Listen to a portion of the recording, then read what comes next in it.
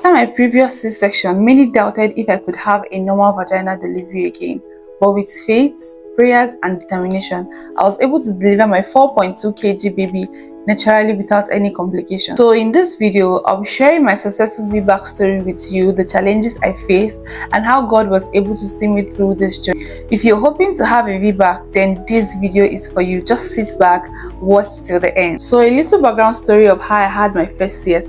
My first CS was not a good experience. That is why I would say that this is my first pregnancy.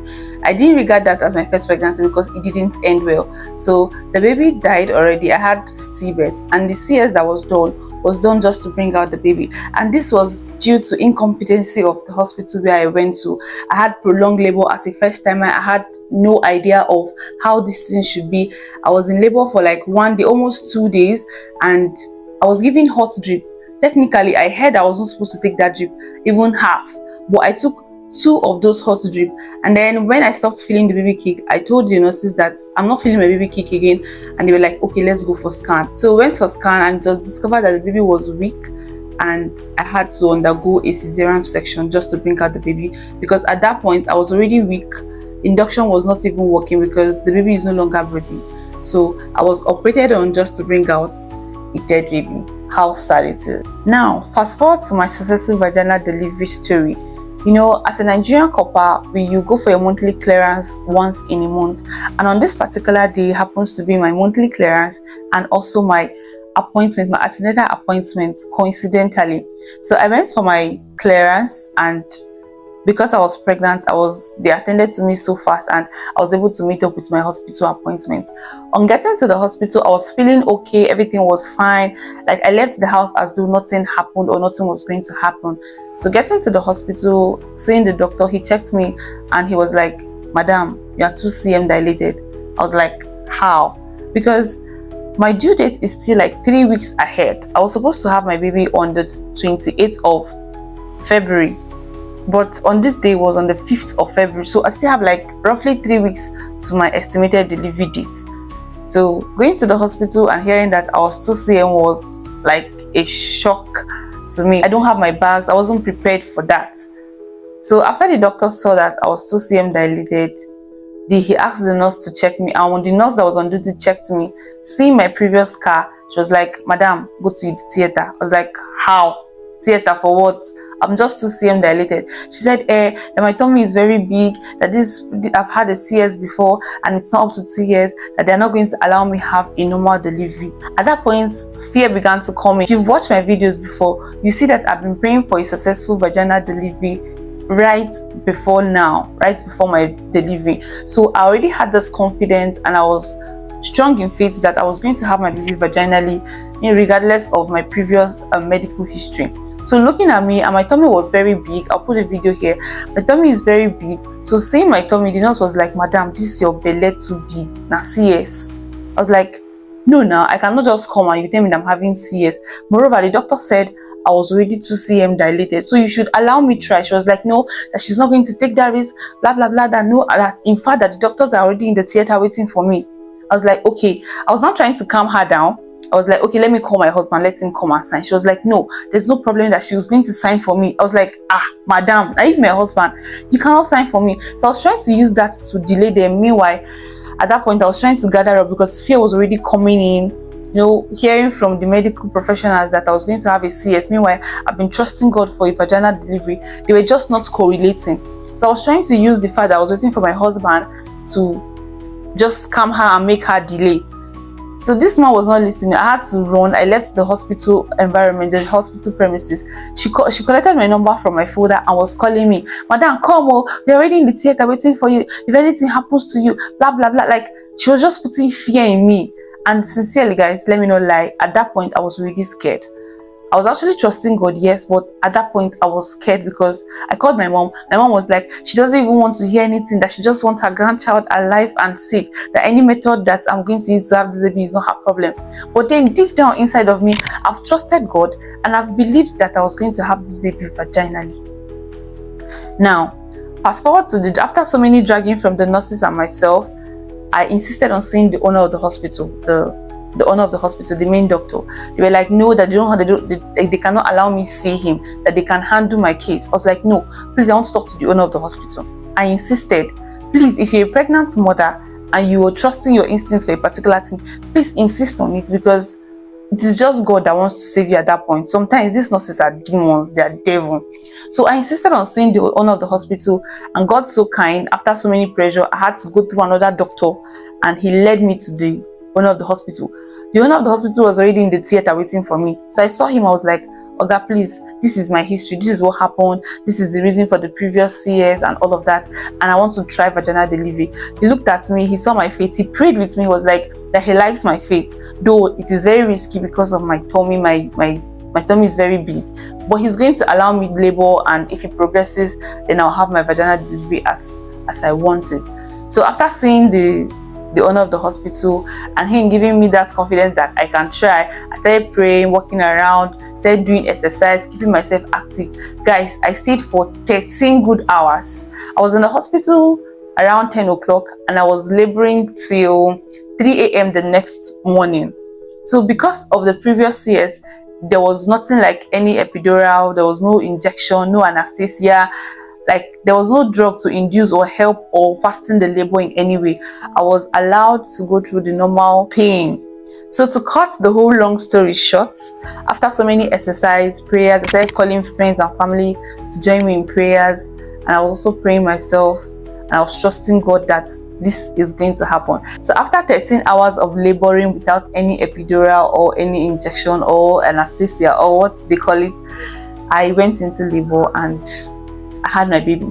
But before that, the devil they sent as nurse left me sleeping. The nurse was sleeping. I was going through serious pain. Guys, did you know that at some point during the labor, I was now asking for the CS. I was like, please come and operate me. Please come and bring my baby out of me. At that point, I was just scared because of the stillbirth that I've had before. I was like, I just want this baby alive and healthy. So because of the intense pain, there was no drug or anything that could help me. I was now begging the nurses for CS. So God so kind, the supposed nurse that was to attend to me was sleeping. Another nurse now came to help me. She was the one trying to calm me down. Madam, you are progressing. You are doing well. Don't worry, you have this baby. And I was like, okay. I couldn't record at this point because of the pain. At some point, I went naked. Guys, if you saw me in the hospital, you will laugh. Like, I didn't know I was naked. I was just roaming around. The wrapper, you say, before then, I was still wearing my clothes. The nurse was like, Madam, tie wrapper. I said, no, I'm okay.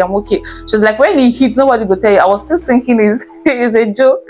But when the thing actually hit, I pulled the wrapper and I was running around naked. She was like, Madam, you not tie wrapper again? I said, no, she passed this one. So I was saying during the labor, I was like, emergency, please come and help me. Guys, labor and delivery is like heaven and earth. Like you're in between heaven and hell. So it's just only God that can help you at that point.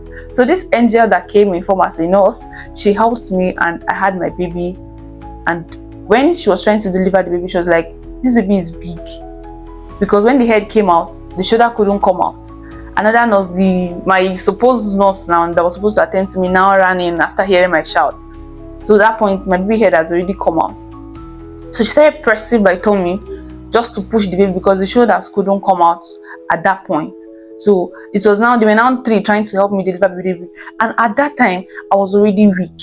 My legs were already shaking, cold from nowhere. I did not know where all of this was coming from. But at that point, I was already weak. Guys, I was even sleeping during labor. The nurse was like, please don't put me into trouble.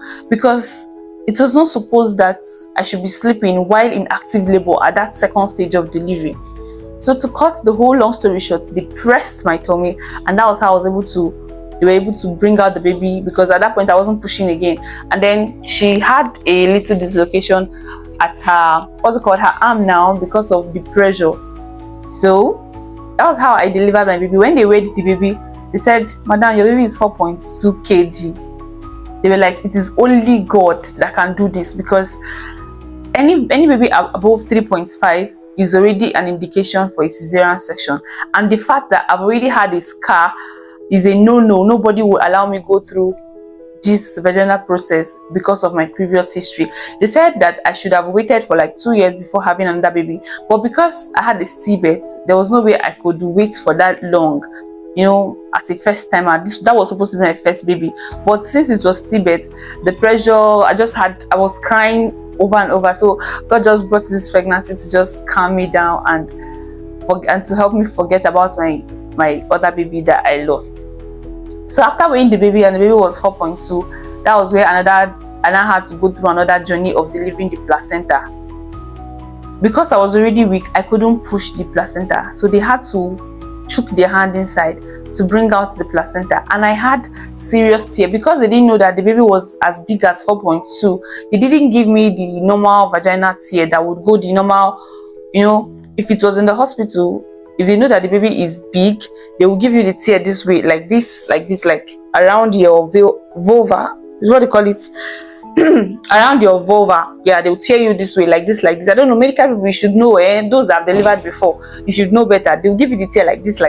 So, but my own, the baby gave me tear. So the tear was, is it vertical now? The tear was vertical from my vagina to my anus. So it was like a cut. So after delivering the placenta, then they now had to stitch me. I was like, madam, please give me injection. The pain was much. Madam, please give me injection. She said, no, you have CS, that it is going to burst, that they cannot allow me go through, they cannot numb any pain for me, that I just have to go through this pain myself. That point I started crying because it was now more painful than even delivering the baby itself. They had to start stitching me. You know how they use needle to be sewing clothes? That was how they stitched me from up to down because the tear was much, like it was a vertical tear. It was much. But at the end of it all, it was a successful vaginal delivery and I was healthy. Baby was fine. You know, that was how I was not able to do this video as early as I should because I was trying to recover. I was trying to recover from the whole delivery thing. Even the stitches, after recovering from normal vaginal delivery, I started recovering from the stitch. It took me a longer period of time to recover from the stitch. Up to now, I'm still going through pains. And that was it, guys. And that was how I delivered my 4.2 kg baby girl naturally, without any epidural, any painkiller or whatsoever. Is God not faithful? So if you know you're trying to have a successful vaginal delivery after a previous C-section, then I want you to know that you are stronger than you think. I want you to believe that it is possible. If mine was possible, then yours is going to be possible, because the interval between my first pregnancy and this was just roughly 9 months, and medically I was supposed to wait for 2 years before I could be allowed to have a vaginal delivery after a C-section, because they said if your pregnancy is not up to 2 years or 1 year 6 months, then in your next pregnancy it is a repeated CS. But in my case, with faith and prayers, I was able to have a successful vaginal delivery. So if you're planning to have a vaginal delivery, one thing I need you to do is to trust the process.